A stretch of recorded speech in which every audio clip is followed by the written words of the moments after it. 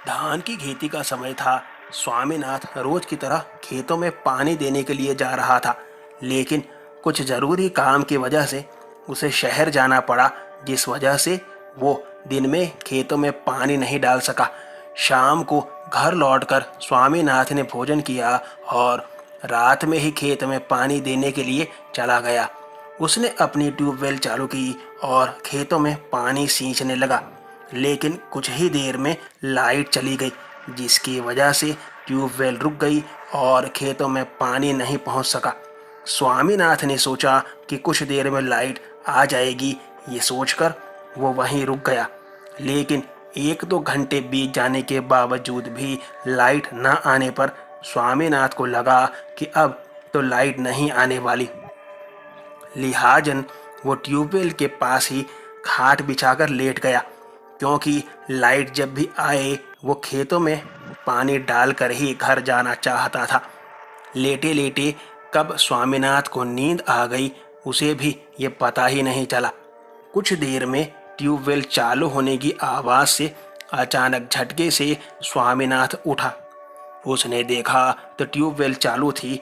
उसे बड़ा आश्चर्य हुआ कि ट्यूबवेल चालू कैसे हो गई, क्योंकि लाइट आने पर भी ट्यूबवेल को पंप चलाकर चालू करना पड़ता था, लेकिन यहाँ तो ट्यूबवेल चालू हो गई थी।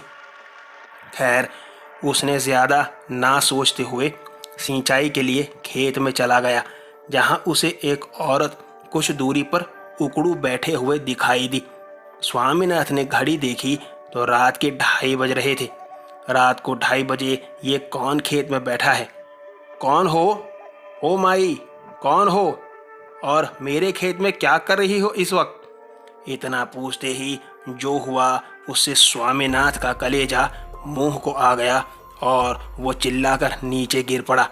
आसपास के लोग दौड़कर स्वामीनाथ को उठाकर उसकी ट्यूबवेल के पास ले गए और खाट पर लिटा दिया।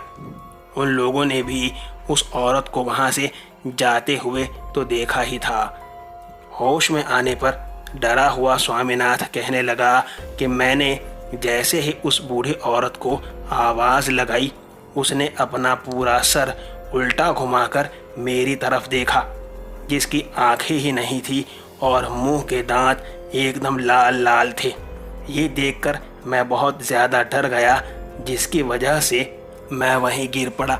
लेकिन एक बुज़ुर्ग जो वहाँ पर खड़ा था, उसका यह कहना था कि ये गांव की ठकुराइन थी, जो बरसों पहले ही मर चुकी थी, लेकिन ये पहली बार इस तरीके से गांव में दिखाई दी थी।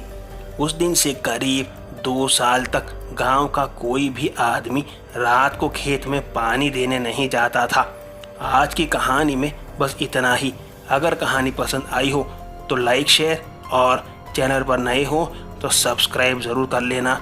आपसे मुलाकात होगी ऐसी ही भूतिया कहानी के साथ अगले वीडियो में। तब तक के लिए बाय एंड टेक केयर।